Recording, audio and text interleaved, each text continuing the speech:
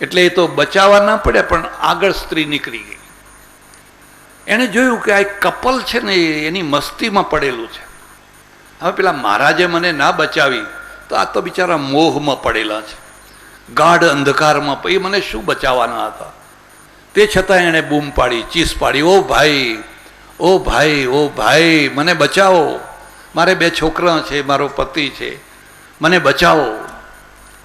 પેલી સ્ત્રીએ સાંભળ્યું, જે નવી પરણીને આવેલી તે છે. એણે કહ્યું, ઊભા થાવ, ઊભા થાવ, ઊભા થાવ, જુઓ છો શું? તમને તરતા આવડે છે? જાઓ, કૂદો અને એને બચાવીને લાવો. સ્ત્રી પ્રેરણા શક્તિ છે, પ્રેરક બળ છે. એ પોતે ક્રિયા ના કરે પણ તમારી પાસે ક્રિયા કરાવે. અને પેલો ફટ દઈને ઊભો થઈ ગયો, કૂદ્યો નદીમાં, તરતો તરતો ગયો, એને ખભા ઉપર નાખી અને કિનારે લઈ આવ્યો. ને પેલી કે ભગવાન તમારું ભલું કરે, તમે મને નવો જન્મ આપ્યો, ભગવાન તમારું ભલું કરે. કે કંઈ બેન નહીં, મેં મારું કર્તવ્ય કર્યું, તું ડૂબતી, હું તને ઘેર મૂકી આવું, તો જે ગામની હોય ત્યાં તને મૂકી આવું. અને તરત જ બેયની તુલના થાય છે. આ બેમાં ખરો ત્યાગ કોનો? આ બેમાં મોટું કોણ? ભલે આ સંસારમાં ડૂબેલા હોય, કિલ્લોલ કરતા હોય, રમત કરતા હોય, કરવા દો, ઘૃણા ના કરો એના ઉપર, પણ ખરા ટાઈમે જાનની બાજી પણ લગાવી શકે છે અને પ્રાણની પરવા કરીને પણ કોઈને બચાવી શકે છે. એ પલાયનવાદી નથી. નારદના પ્રસંગમાં પણ ભગવાન આપણને આવું જ કંઈક સમજાવવા માંગે છે. તમે એવા ત્યાગી ના થાઓ જે તમારો ત્યાગ વાસ્તવિકતાની ધરતી ઉપર ના હોય. એ ત્યાગ વાસ્તવિકતાની ધરતી ઉપર નથી તો લાંબો ટકવાનો નથી. એવા ફૂલણસી ના થાઓ કે તમે તમારું જ ગૌરવ કર્યા કરો અને એ ગૌરવ જ્યારે છીનવાઈ જાય ત્યારે એકદમ નીચેના રેશિયા ઉપર આવી જાઓ, એવું ના થાવ. એટલે ભગવાને જાણી કરીને પોતાનું રૂપ આપવાની જગ્યાએ વાંદરાનું રૂપ આપ્યું. અને ઈશ્વરે બહુ મોટી કૃપા કરી કે આપણે પોતે પોતાનો ચહેરો જોઈ નથી શકતા. સારું જ છે, દર્પણ હોય તો જ દેખાય. ને નારદને એમ કે હું તો હવે વિષ્ણુનો અવતાર થઈને આવ્યો છું, તો આ કુંવરી મને માળા પહેરાવી જ દેવાની છે. પણ એને ખબર નહીં કે વિષ્ણુએ તો મને વાંદરું બનાવ્યું છે. અને એ બોધપાઠ આપવા માટે કે અત્યારે તું વાંદરાની ભૂમિકામાં છે, વાંદરાની ભૂમિકામાં છે.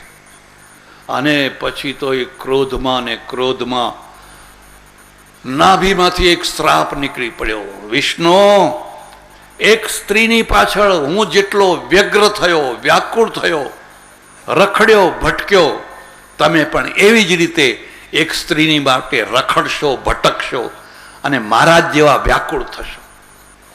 વિષ્ણુએ માથું નમાવ્યું, તમારો શ્રાપ મને સ્વીકાર છે, હું તમારા શ્રાપને સ્વીકાર કરું છું. આમ સમર્થ પુરુષ છે નારદ, સિદ્ધ પુરુષ છે, શ્રાપ આપી શકે છે, કોઈનું ભલું કરી શકે છે અને કોઈનું ભૂંડું પણ કરી શકે છે, એટલું સામર્થ્ય છે.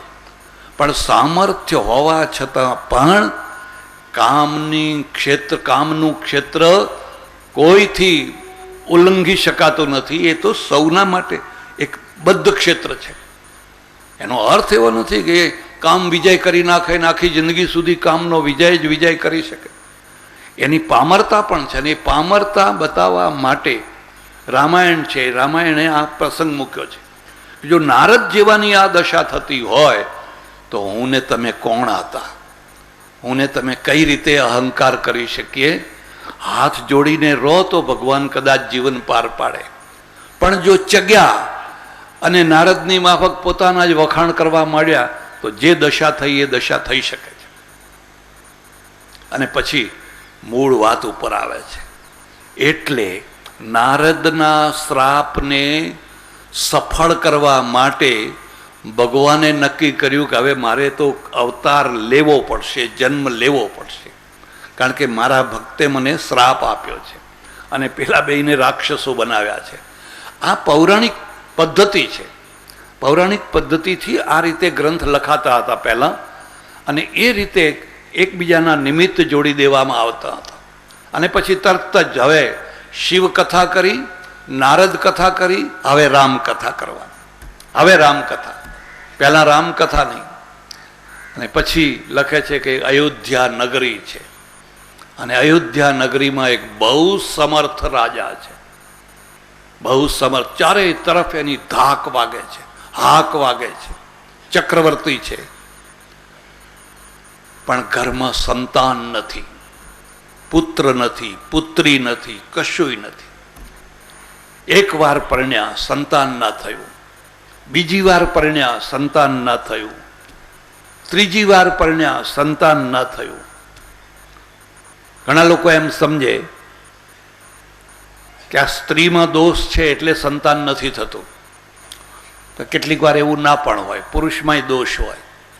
બહુ મોડે મોડે લોકોને ખબર પડી કે સંતાન ન થવાના કારણમાં પુરુષ પણ કારણ હોઈ શકે છે. પહેલાં તો બધો 100% દોષનો ટોપલો સ્ત્રી ઉપર જ ઢોળવામાં આવતો. તું વાંજણી છે, તું વાંજણી છે, તું વાંજણી છે, તું વાંજણી છે. અને એવી સ્ત્રીની તો એવી ભૂંડી દશા થાય, એવી ભૂંડી દશા થાય.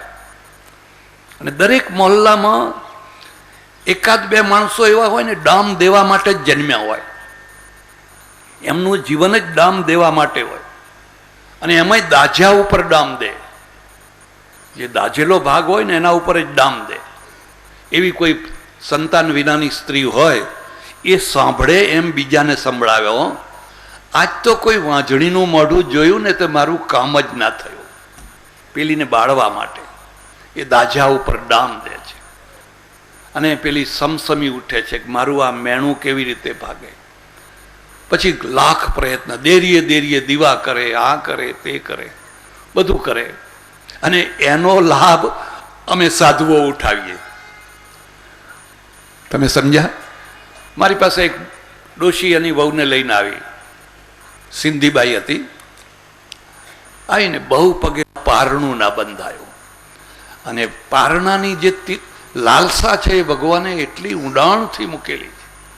કદાચ પુરુષ રહી શકે, સ્ત્રી ના રહી શકે, સ્ત્રી ના રહી શકે. પહેલી એની લાલસા હોય, મને પતિ મળે, પતિ મળે, પતિ મળે, પતિ મળે. અને એને પતિ મળ્યો, ચાલો હવે તો પૂર્ણ વિરામ. ના ના ના, પણ હવે પારણું નથી બંધાતું. એટલે વળી પાછું કે મને પારણું બંધાવો, પારણું બંધાવો, પારણું બંધાવો. આ તીવ્ર લાલસાઓ છે, બે લાલસાઓ તીવ્ર છે. એક પતિની લાલસા અને એક પુત્રની લાલસા. ઘણા પ્રયત્નો કર્યા પણ પારણું જ ના બંધાય. અને દશરથ બહુ દુઃખી છે, અત્યંત દુઃખી છે. જરા વાતને સમજજો. પુત્ર માટે, સંતાન માટે આટલી બધી જે લાલસા છે, એ લાલસા ભગવાને કેમ મૂકી? શા માટે મૂકી? એટલા માટે મૂકી કે તમારા 3 કાર્યો સિદ્ધ થાય. એ 3 કાર્યો તમારા સિદ્ધ થાય. પહેલામાં પહેલું કાર્ય તો એ છે કે તમારા અંદર જે વાલ છે, વાલના જે હોર્મોન છે, એને ઢોળવા માટેની એક જગ્યા મળે. પહેલી જગ્યા પત્ની મળી, અને તમારા અંદરના જે હોર્મોન હતા એ તમે ઢોળ્યા. બરાબર છે, ખોટું નથી. પણ એ કંઈ કાયમ સુધી ના ચાલ્યા કરે.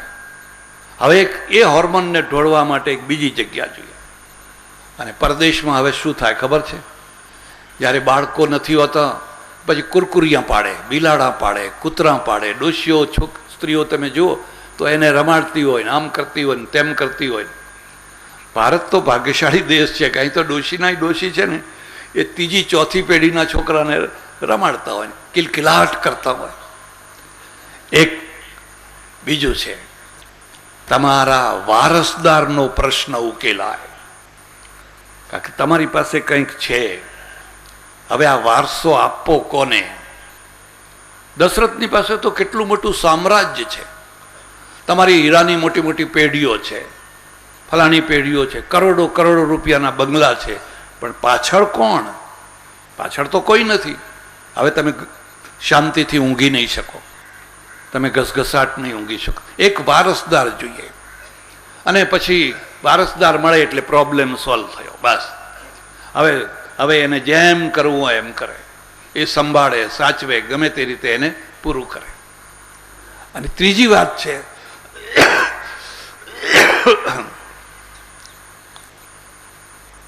અમારે ત્યાં નીતિકારે કહ્યું છે, અપુત્રસ્ય ગતિર નાસ્તિ. જેને વારસદાર નથી એની ગતિ નથી.